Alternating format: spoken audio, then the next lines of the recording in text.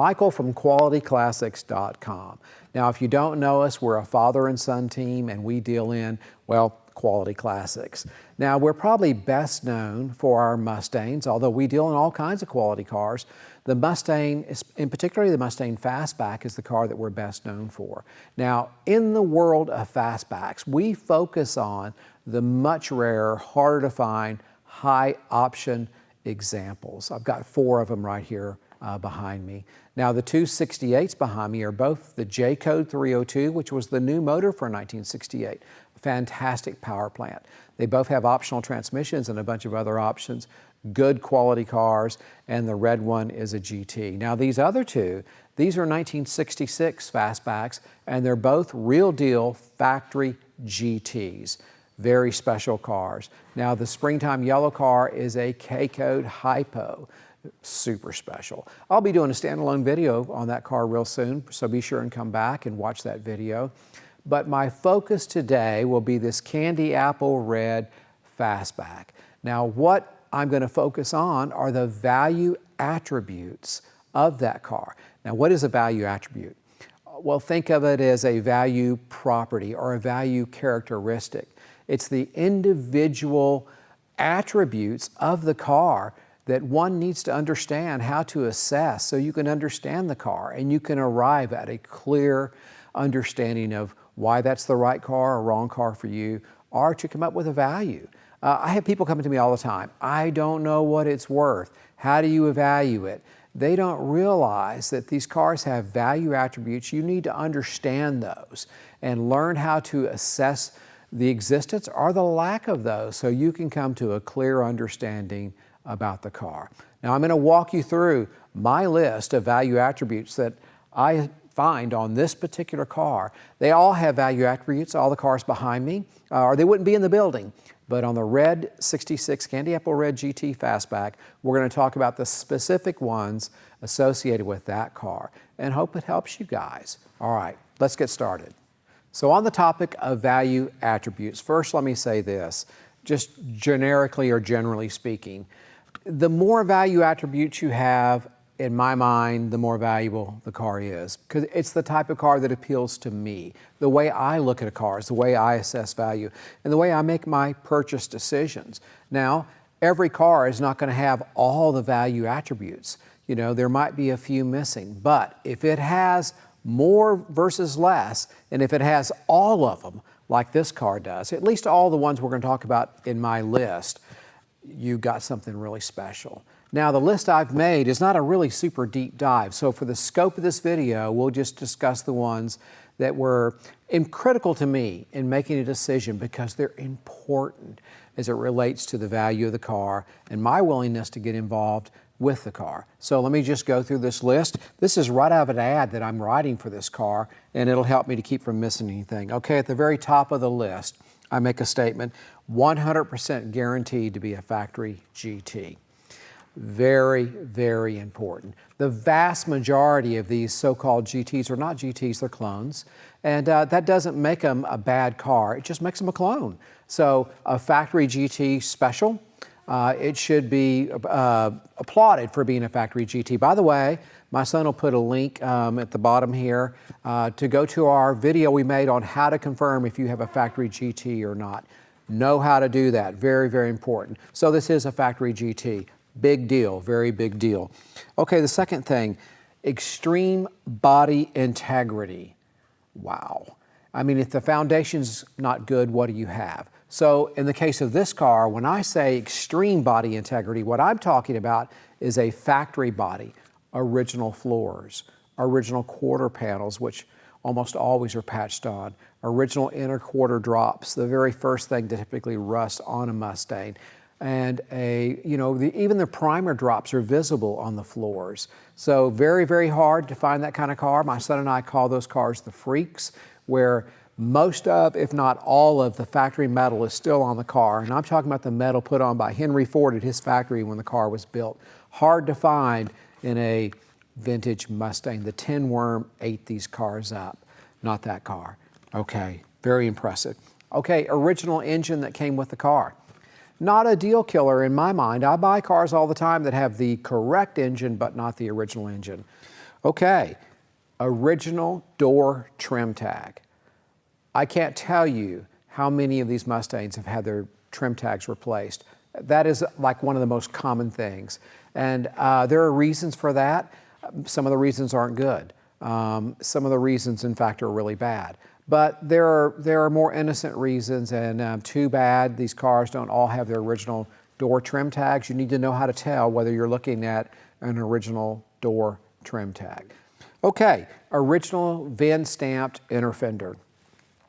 Very common to find them without that. Why is that? Well, for the most part, it's because they were in a fender bender, and it was easier to replace that fender and that inner fender than it was to work it. And no one thought about VINs. Ford made a huge mistake putting that VIN on that inner fender. They moved it in '68 to under the glass, the windshield, but on these earlier cars lose their VINs because of that.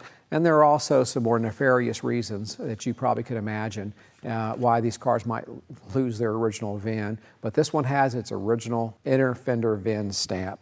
Okay, substantially original presentation, meaning that it's an original car. It does not look like a resto mod, it doesn't look like a hot rod, it's not confused with non-factory colors, non-factory wheels, non-factory interior. It presents as it did when it was new, and I like that. That's my personal preference, and this car does that. All right, excellent factory options. Boy, that's important. Okay, in real estate, the thing that drives value is location, location, location. In classic cars, it's options, options, options. It's got the options. It makes a difference. The car was more expensive with all those options. Consequently, far fewer were ordered with all those options. The reality is, you know, these cars got expensive if you option them up, or you can buy them bare bones. That's why the bare bones cars are everywhere. And the high option cars, the kind that my son and I love, they're hard to find. All right, options. Beautiful appearance or eye appeal. I mean, that's subjective. But it's a value attribute. You can't take it out of the category of value attributes. Obviously, that's a stunning car, and it impacts value. All right, so that's kind of a given, isn't it? Mechanically excellent. Now, you can sort cars, and usually it's one of the easier areas to take care of if it's got mechanical issues, but the value attribute of having excellent mechanics, that car has. It needs nothing. It's well sorted. It got restored or rebuilt as needed over time. It's a hop in and go, ready to enjoy car, and it's an exciting car to drive. The little motor in there has been breathed on. It's slightly more powerful than the factory motor, so it's peppy, it's fun, and that's a value attribute. Okay. For some people, this is a value attribute. It's a San Jose car, California car, built in the San Jose, California plant. I don't get focused on that, but it means a lot to some people, and that happens to be a California car. The Hypo over here is a California car. So that's pretty cool. It's just part of the history of this car, and it is a value attribute. So there are other value attributes, and we could go down to nitty-gritty details, but those are the significant things that I look at when I'm looking at a car and assessing whether that car makes the cut for us to get involved with it. Now let's talk generally about this car and learn more about this car. Let's talk about the options. All right, let's take a closer look. Okay, I know you're waiting on that test drive, and we're going to go on that test drive, but let's talk about the options real quick. First, I want to talk about the non-GT options. That is the options that are over and above the GT package.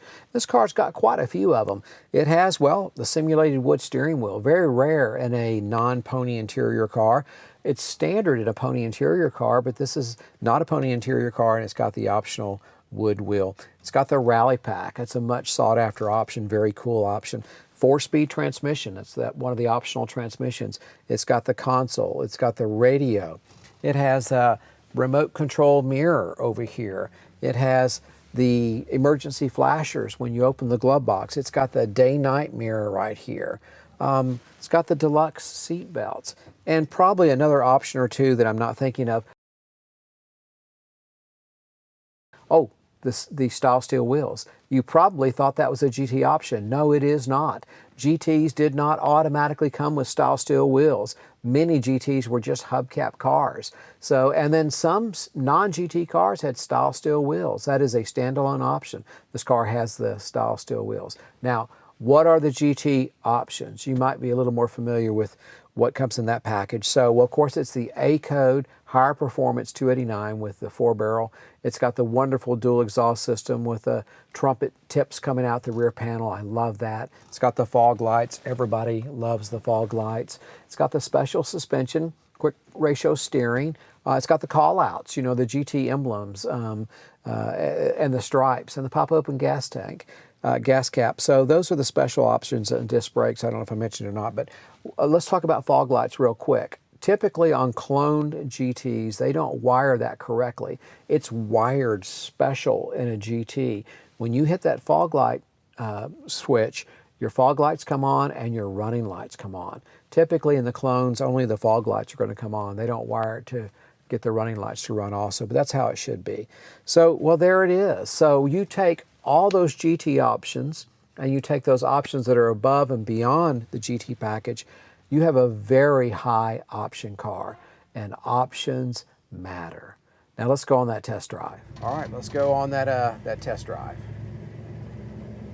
It's windy and it's bright, and yeah, we'll just take it like we get it.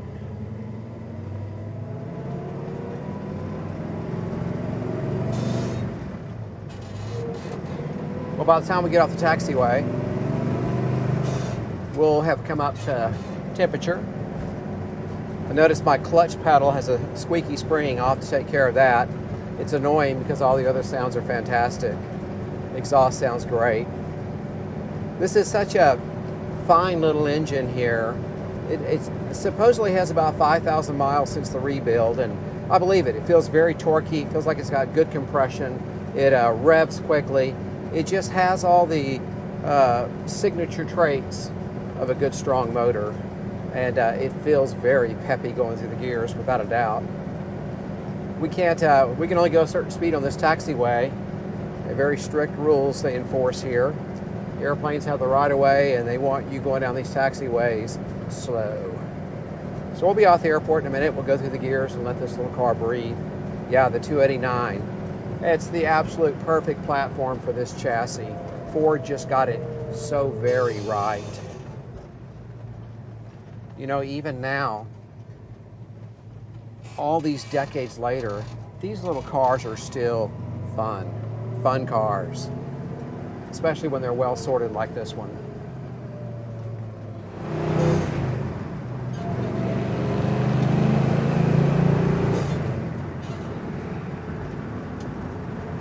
It does good back here in these twisties. I mean, for this dated technology, feels great, really. You couldn't do this in a big car of this vintage, I promise you. Yeah, for back in the day, very sporty, very nimble, especially the GT. Just had more going for it.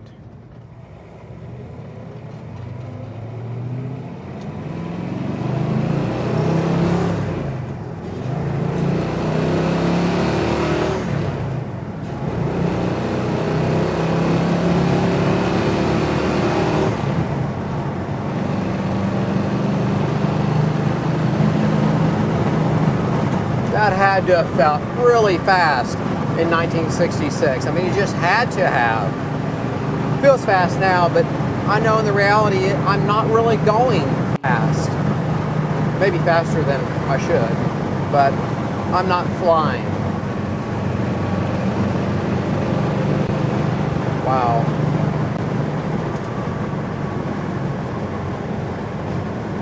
You know, and also another cool thing is, the disc brakes that Ford used during these years, they're competent. They're really pretty competent disc brakes. I mean, I always feel like I have confidence that I'm going to be able to stop the car. I don't drive like a maniac. I don't take risks, but I know the car has adequate braking for what I would consider cautious driving. Okay, U-turn, no power steering, no problem. light little front ends in these cars.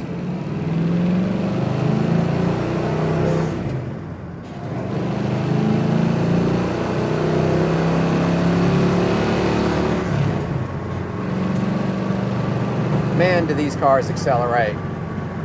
They just pull.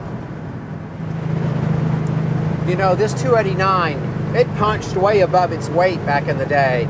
They gave a lot of cars with bigger cubic inches a real surprise, especially if they'd been briefed on properly by someone that knew what they were doing. Of course, in the racing class, when they were professionally set up to race, they absolutely dominated their class in racing. So there's no question. You cannot deny that the first series Mustang was a frickin' tiger. It really was. Perfect power to weight ratio, just capable of being tweaked by anybody that had any real skill.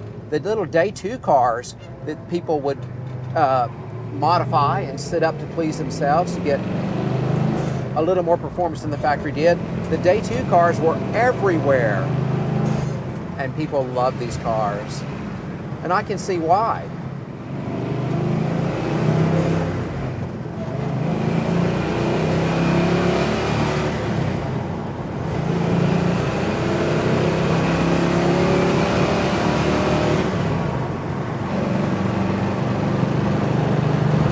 I mean, it's not going to quit pulling.